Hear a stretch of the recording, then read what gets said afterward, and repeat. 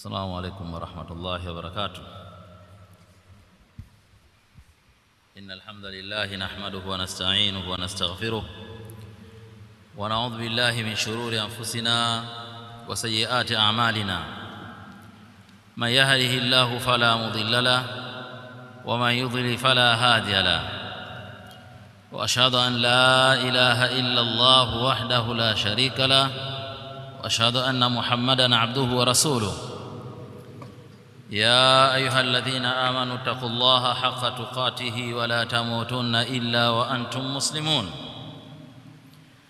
يا أيها الناس اتقوا ربكم الذي خلقكم من نفس واحدة وخلق منها زوجها وبث منهما رجالا كثيرا ونساء، واتقوا الله الذي تساءلون به والأرحام إن الله كان عليكم رقيبا.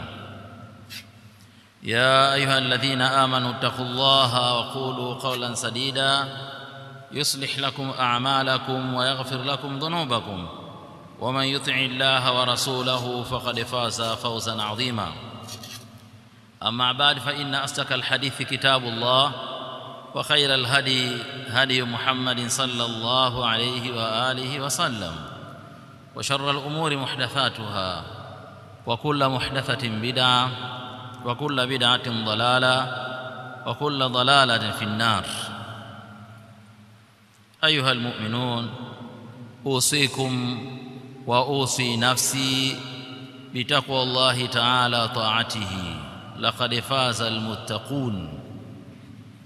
Enyi waumini, awalan nawausieni pamoja na kuihusia nafsi yangu kumcha Allah subhanahu wa ta'ala na kumtii Allah, kwani hakika wamefaulu wale wenye kushikamana na uchamungu.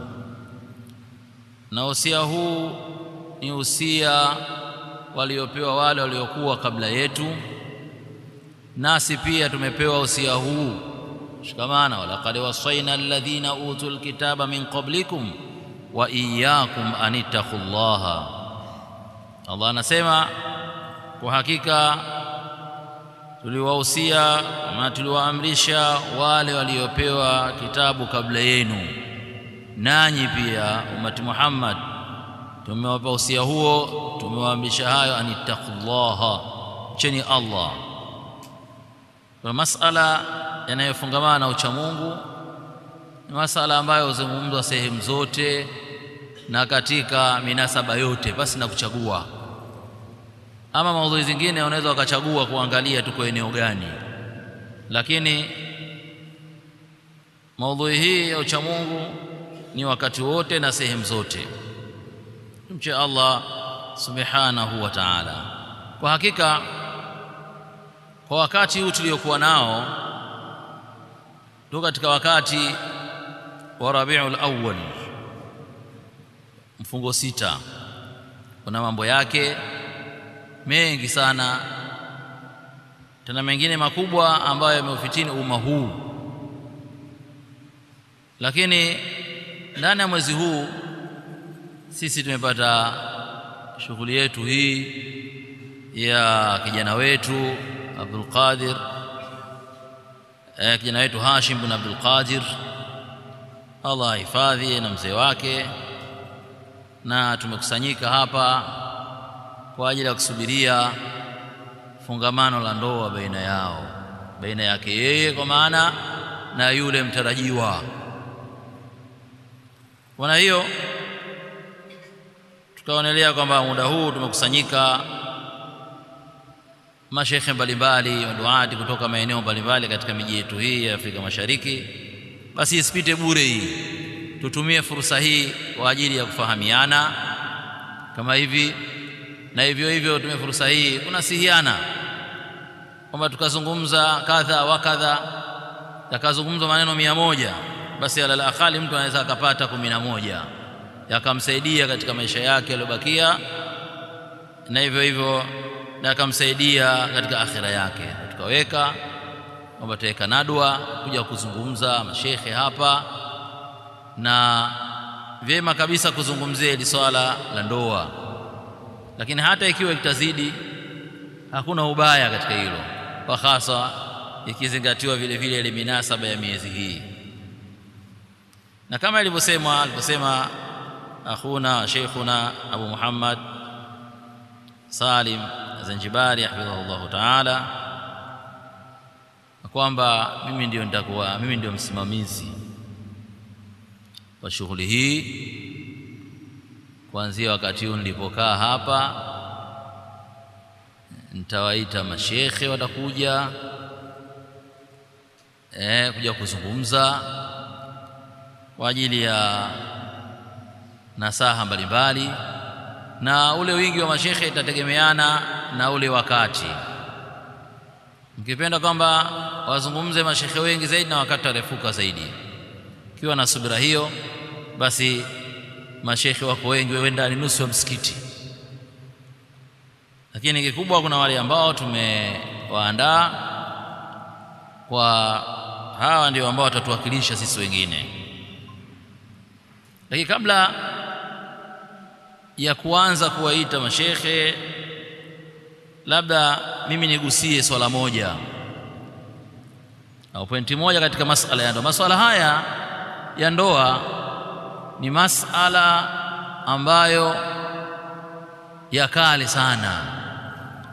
Kupatikana mtu ala wajhi al-ardh, basi baadaye kukapatikana fungamano la ndoa. Baada ya kupatikana baba yetu Adam alayhi salam, kisha alipolala na kuamka kukutana kwamba kuna mwenzie mtu mwingine ambaye hakuwa mwingine isipokuwa ni mama yetu Hawa.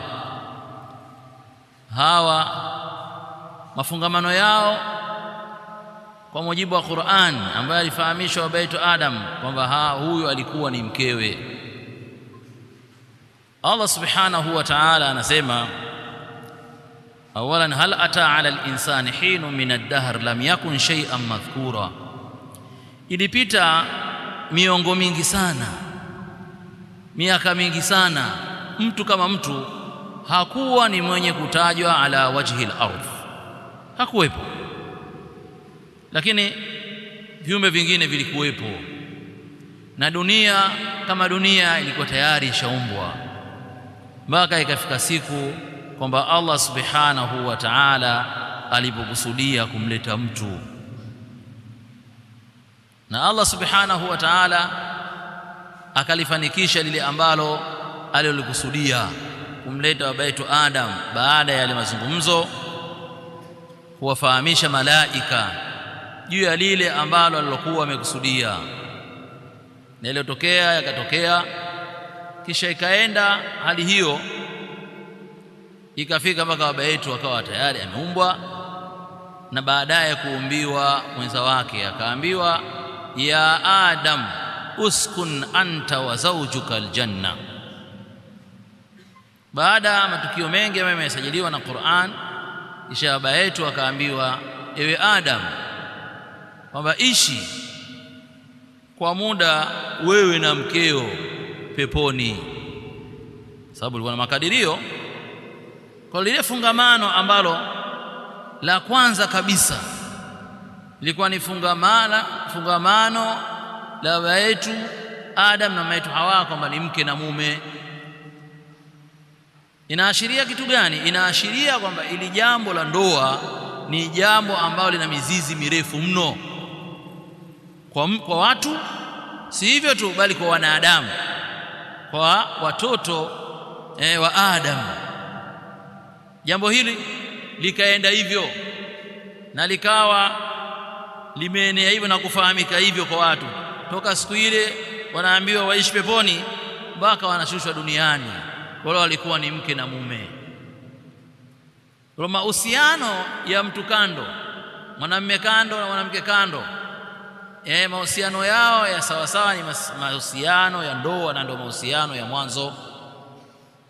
Kule wanadamu waliokuwa na akili za sawa sawa, waliobakia katika fitra, katika ile maumbile ya kawaida, kwamba jambo hili la ndoa ni jambo ambalo wao wanalitukuza, Kwa nini? Kwa sababu ni jambo ambalo ni jambo la fitra, limetoka mbali na mizizi mirefu mno toka kwa wazazi wetu alayhi masalam. Si hivyo tu, jambo hili likaendelea hivyo kwa manabii na mitume, ikiendelea kwamba wote au wengi katika wao waliingia katika mafungamano hayo, mafungamano ya ndoa, kwamba mahusiano yao na wale wanawake ambao hawakuwa ndugu zao yalikuwa ni mafungamano ya ndoa. Allah subhanahu wa ta'ala anasema, walaqad arsalna rusulan min qablika waja'alna lahum azwajan wa dhurriyya, kwa hakika tulipeleka mitume kabla yako, na hii mitume ambayo tuliwatuma waende wakawalinganie watu, kwenda kuwalingania tauhid, basi tuliwajalia wao kuwa na wake, na si hivyo tu, bali wale wake zao vile vile kupitia wake zao wakapata vizazi. Ndio maana inasema kwamba jambo la ndoa ni njia, ni tariqul anbiya wal mursalin was salihin wal asfiya, ni mwenendo wa manabii na mitume, na ni mwenendo wa watu wema ambao mwenendo huu waliushika toka huko walikotoka. Kwa jamii kama jamii ya kibinadamu walikuwa kwamba hawakujua mambo ya fahisha, bali walijua masala mazima ya ndoa, na jambo hili limeendelea kutukuzwa na kuenziwa na kuheshimiwa baina nas, kwa tabaka zao zote, kwa jamii zao zote duniani, na kwa dini zao zote za batil au iwe ni dini ya haki, kwamba iliendelea wanadamu kuheshimu na kulienzi jambo la ndoa. Na ndipo pale alipokuja Nabii Muhammad sallallahu alayhi wasallama, baada ya wiladatihi, baada ya kuzaliwa kwake, malezi yake, alipokuwa bwana mtume sallallahu alayhi wasallam alimuoa Bi Khadija radhiyallahu ta'ala anha, maarufu. Kipindi hicho bwana mtume salama hakupewa utume, bado hajapewa utume, bakia miaka 15 mbele ili apewe utume, kwa maana kwamba waliotangulia wazazi wake walikuwa katika ndoa, kuanzia abul anbiya Ibrahim alayhi salam, hivyo hivyo Ismail, hivyo hivyo mpaka alipofika kwa Nabii Muhammad sallallahu alayhi wasallam. Kwa alikwenda hivyo mpaka alipofika zama za kupewa utume bwana mtume sallallahu alayhi wa alihi wasallam, yani kwa maana tayari sasa sheria imeanza kuteremshwa, taratibu wa sheria, mambo ya tauhidi na kadha. Lakini hili jambo lilikuwa lipo, bwana mtume sallallahu alayhi wasallam akaja akatengeneza, akaweka utaratibu ambao ndio huu utaratibu tunaokwenda nao katika masala ya ndoa. Lakini kimsingi kabisa kwamba jambo hili lipo na lilikuwepo, na kuonesha hivyo hata leo, ikiwa labda Wakristo walioana kanisani kwao, baada ya kuoana kisha wakaslimu wote kwa pamoja, basi hakuna haja ya kufanya nini, hakuna haja ya kuwaozesha upya, bado taendelea na ndoa yao. Labda iwe Yahudi ikioana na Mkristo kwa ikhtilafu dini, hapo haitokubalika, au mpagani akaoana na Mkristo, hapo la. Lakini ikiwa wa mila moja wakaoana katika mila moja, basi watakaposlimu wote kwa pamoja, ndoa yao ataendelea hivyo. Hakadha kana fi ahadi nabii sallallahu alayhi wasallam. Huu ndio utaratibu na mfumo ambao ulivyokuwa katika zama za mtume sallallahu alayhi wa alihi wasallam. Na tukasema kwamba jambo hili ni jambo ambalo lina mizizi ya kale mno. Kwa maana hiyo basi sisi katika zama zetu, kuanzia watu wazima wetu, wazee na sheikh na maduati, inatupasa kwamba kulipa umuhimu jambo hili na kulipa kipaumbele kwetu wenyewe na kwa vijana wetu na vizazi wetu, kwamba watu kuingia katika ndoa na watu kuthamini na kuenzi utaratibu na mfumo wa ndoa, kwani hilo ni kuepukana na fahisha na mambo ya muharramat. Mimi niishie hapa kwa leo katika kuzindua hili, ikiwa kama nimefungua mlango sasa kwa maduati na masheikh watakao kuja hapa watembee, watufidishe katika masala yanayofungamana na ndoa, kwani adilla min alqur'ani wa sunna wa aqwali salafi ni bwelele, zimejaa mno, ziko nyingi mno, na hiyo tunatarajia kwamba sisi kustafidi katika hayo. Naam, baada ya hapa ni kwamba hapa mashekhe dakika 20, kila shekhe atakayemwita tampa dakika 20. Hizi 20 hizi nitakazotoa, ikiwa shekhe atazibakisha, basi naweza nikamchagua yoyote katika nyinyi aje afanye taaliki yoyote yule. Mimi nikiinua macho kwambia wewe unakuja, sio nakwambia yeye unaanza tena mambo vibweka na hivi. Ukiambiwa wewe unakuja mara moja, unakuja, utasema nini? Utajua ukifika hapa. Sisi tumefahamiana. Je, tunakubaliana haya au niafute? Niafute? Haiwezekani. Tunapitisha kama ni makubaliano, kapinga mtu mmoja. Sasa kuna watu 100 kwa mmoja, kura ziko nyingi upande wa pili. Ikiwa atamaliza 20 mzungumzaji, basi wabia neema, ama itakabakia tunaweza kutoa nafasi ima kwa lile ambalo limezungumzwa au kwa haya ambayo yatakayojiri katika jilsa zetu hizi, katika vikao vyetu hivi. Assalamu alaykum wa rahmatullahi wa barakatuh.